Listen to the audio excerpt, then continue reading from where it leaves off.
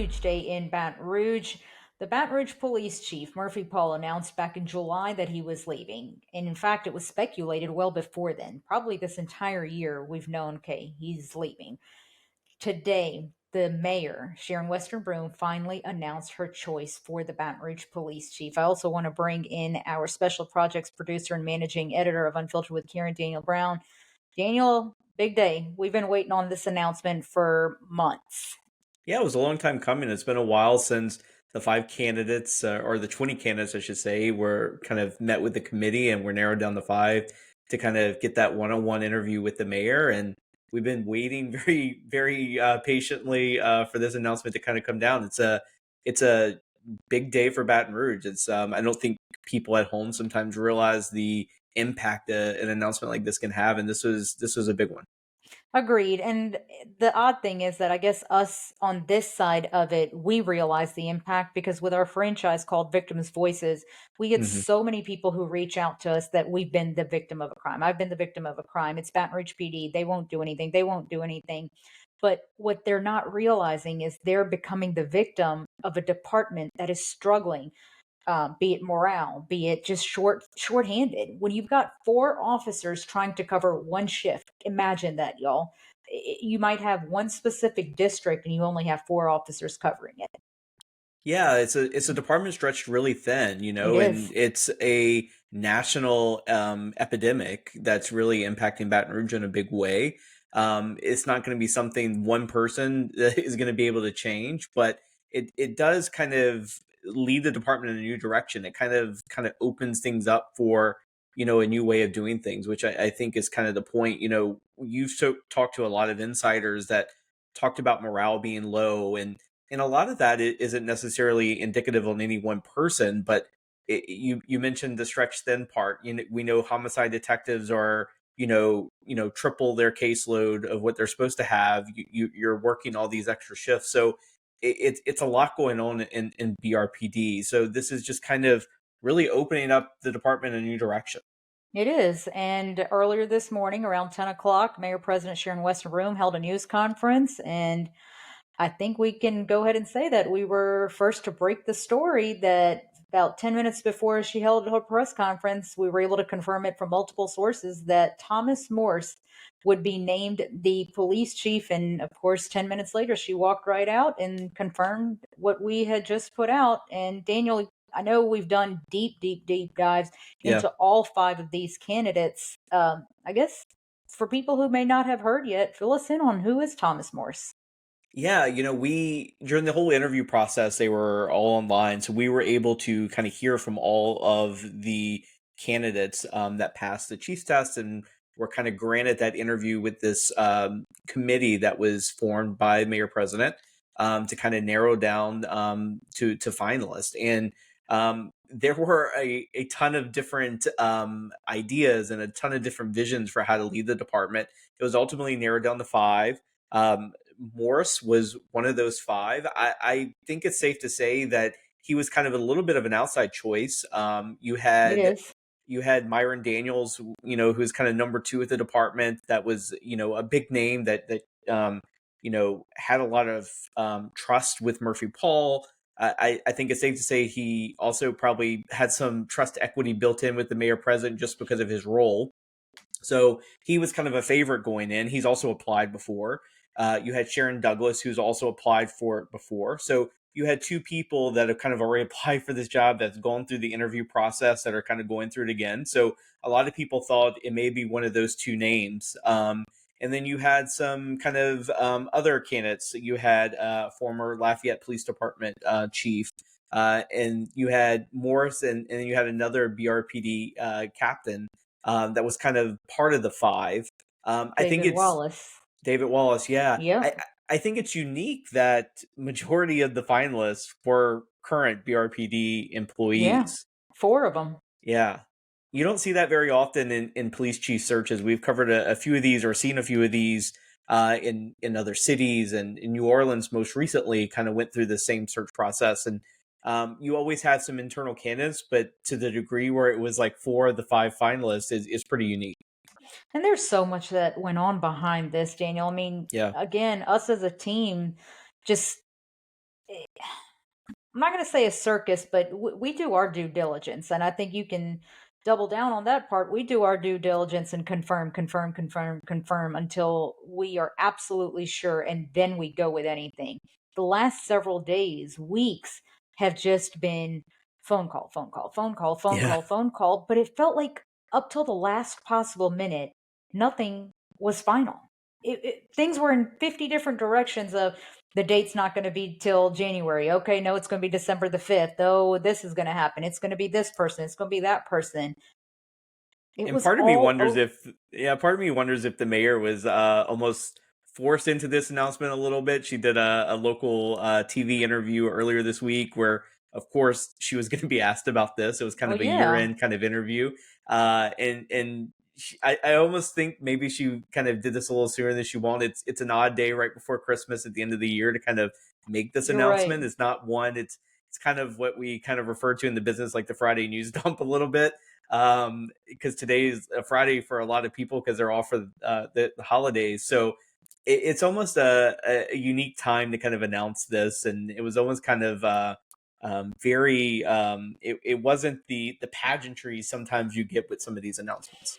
Yeah, and I won't be surprised if her hand was forced because Morse will not take over. He's not going to be sworn in until January. So the question is, who's the police chief until then? Because outgoing police chief Murphy Paul, we're told that he's already turned in the keys. His office is cleared out. So who's the police chief right now? Yeah, that's an interesting question. Especially kind of heading into the holidays where there's a more of a police presence at shopping centers and stuff like that. And if there is something high profile that happens, and we pray it doesn't, but if it does, who's Yep. going to be taking command? Will it be Morse in kind of an interim capacity, or will Murphy Paul kind of step back into the role for that? So that's a little bit of an unanswered question, a big question mark right now for the city. I kind of want to go back though, what you said, Daniel, that I don't know if the average person at home realizes how big of an appointment this is. I'm envisioning a house of cards when that Yeah. very, very first house, I mean, the top card, when it starts to fall, what happens?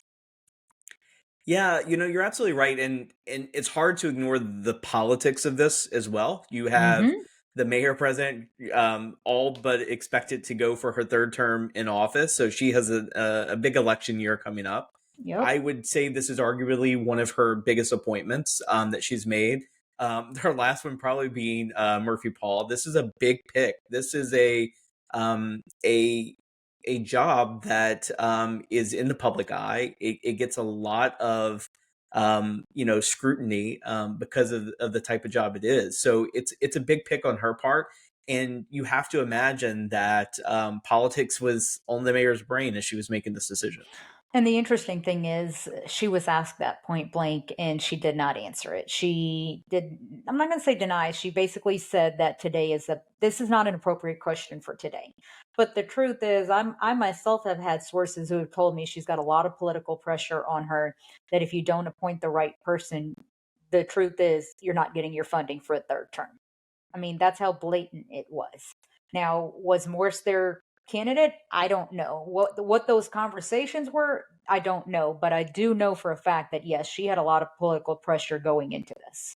And let's talk a little bit about his resume because he does have an interesting resume. And Mhm. we listened to his entire, 20-minute interview with the committee. Obviously, he also met one on one with the mayor, and we're not privy to what was discussed in that. But we know he's been with BRPD for 20 years, so he knows the department pretty well. Yep. He's currently the commander of training services, which I think is interesting. And I think, and you can kind of let me know what your insiders are telling you, but you have to imagine that that position also kind of gives him some levity with morale since he's training kind of the future of the Yeah. department.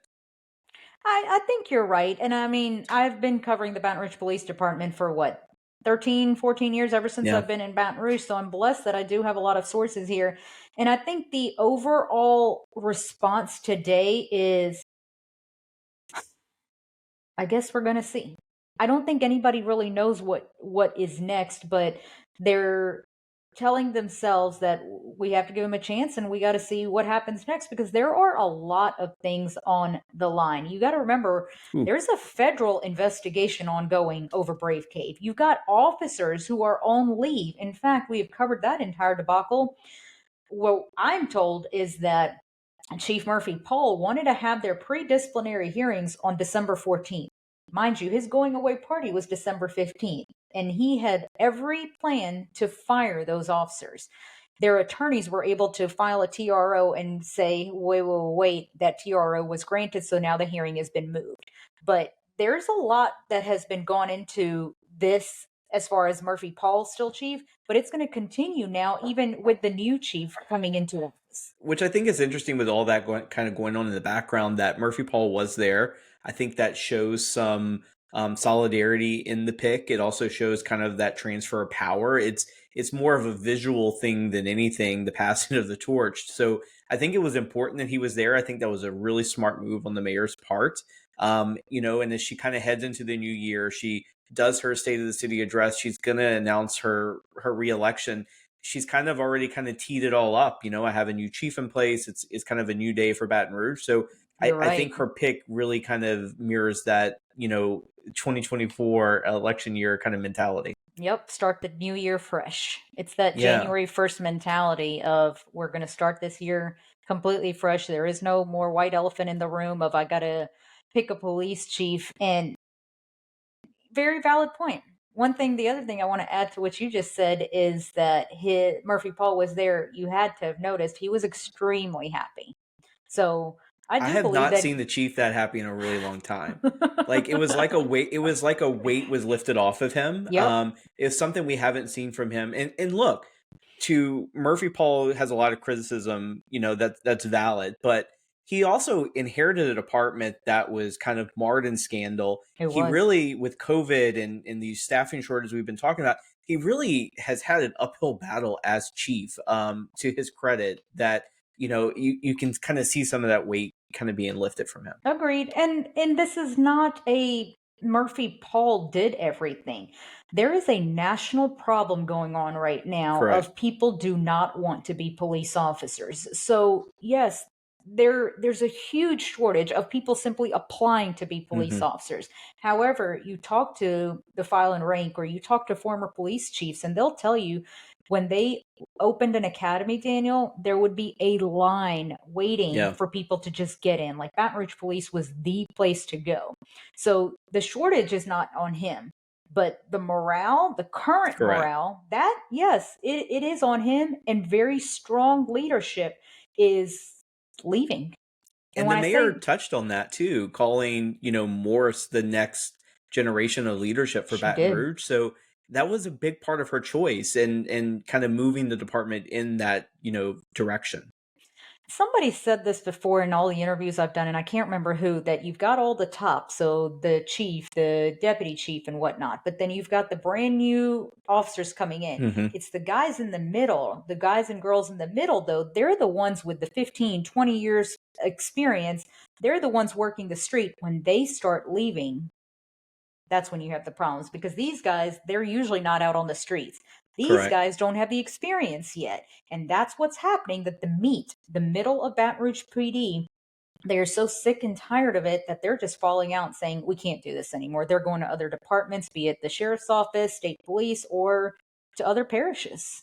Which it'll be interesting to see once Morse does kind of take over and he's sworn in, what kind of leader he's going to be, because right now he is that middleman in a lot of ways. And Exactly. you have to think that in some capacity, he's going to try to continue being that visible person with the rank and file to kind of help improve morale. And you have to wonder what direction he's going to be, because it's going to be hard for someone that was that middleman to kind of isolate himself, You similar do. to the other chiefs that we've kind of seen throughout the years in Baton Rouge, right? So you Yep. have to wonder if it's going to be a completely new leadership for the department.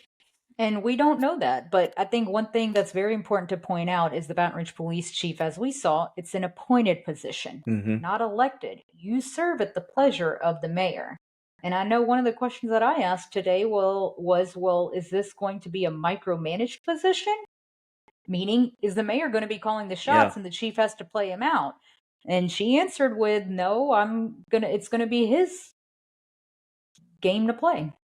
Yeah, and I thought the mayor's answer was pretty smart. I mean, she was able to kind of tout some of her previous appointees Yeah, and the team she's built around her, and I believe something along the lines of I pick people who can do the job and let them do the job. But at the end of the day, she's picking those people, but it's still her direction. It's still her city. agreed. The voters elected her to make these decisions and to kind of turn things around. So at the end of the day, and I think she knows that too, heading into election year, that she's got a lot to answer for with voters. She does. And the other thing that I will go ahead and say is we have been critical of the Baton Rouge Police Department. We've called them out on things that were very questionable. Police officers who were fired back in 2000 or 20 plus years ago were getting rehired because of their friendships with certain people. Immediately, those decisions were reversed. So we've called them out, but on the flip side, she also knows about those decisions. And Yes. Myron Daniels was a part of those decisions. Not only that, we also, I believe you and I wrote that piece together where what was the question? It was during his going through the process of answering the questions before the committee. I believe he was asked if he's ever been part of an ongoing lawsuit, and he answered no. Well, we had plenty of cases showing that he's been part of ongoing cases. What I'm told though is, of course, they didn't want to acknowledge that, hey, this report did come out, but that also played a big role in shifting her decision. Yeah, and it also speaks to Morse's answers that he gave to the search committee. Again, we're not privy to the conversation he had with the mayor, but the search committee interview was public, and Yes. transparency was a huge part of what he talked about in the type of department that he wanted. He spoke specifically about taking allegations head on. He talked Yes. about having independent investigators with internal affairs. So a complete reversal from kind of the way things are handled right now with BRPD, which you have to also kind of imagine factored into Mayor Broom's decision. I won't be surprised if we see sudden movements at all. What I have learned through all my people is that he is in fact, and I'll say this, we know him. We as the media and the general public has been introduced to this person as Thomas Morse. The police department knows him as TJ Morse. That's his name, TJ. He's come up through the ranks. I don't know if friends is the right word, but like you said, that he knows a lot of these guys and that he is a man who is by the book. He doesn't really like the BS. He is a man by the books and that he's pretty much a warrior. That's one of the words that was used to describe him, that he is a warrior. Don't take his timidness to heart because that's not the real him. He can be a warrior when needs to be. That didn't come across today. He was nervous today, as you can You imagine. could It's tell. a yeah, you could tell he was nervous. So I'm excited to see him kind of settle into almost accepting this because, as you know from your reporting, because you talked to a ton of people yesterday, as we knew this decision was looming. The mayor kept this very guarded. Like Very. TJ didn't even know until maybe late last night, early this morning, that he was kind of the pick. So he hadn't even had a lot of time for this to kind of settle in. So Yep. I'm not going to be critical of him being nervous in front of the cameras today. But I can't wait to see him kind of settle into it because Agreed. it doesn't speak to the ones that know him best. It wasn't who we saw today. So I'm excited to kind of see that person. And I look forward to it. I hope it's a good turning of the page literally for Baton Rouge. I mean, the new year is what, 10 days away. Yeah. So I hope when he is sworn in January, it's a turning of the tides for not just the city of Baton Rouge, but the Baton Rouge Police Department, the officers, the men and women in there, but also for all of us who live in this Yeah. city who deserve a police officer to where you don't have to wait hours or because they're shorthanded Yeah. or morale is down or whatnot. The people deserve this. Or just the overall crime concerns. There's so many people in the burbs, if you will, the the Ascensions and Livingstons and even the Felicianas that don't go to Baton Rouge as much as they used to because of Agreed. crime. It's a real problem that is going to have to be addressed. It's not going to be up to the chief to kind of solve on his own, but he's definitely going to be a major factor in that. And we don't know his 100-day plan yet. Not yet. The mayor was very quick to say that she didn't want to kind of unveil kind of what he told her.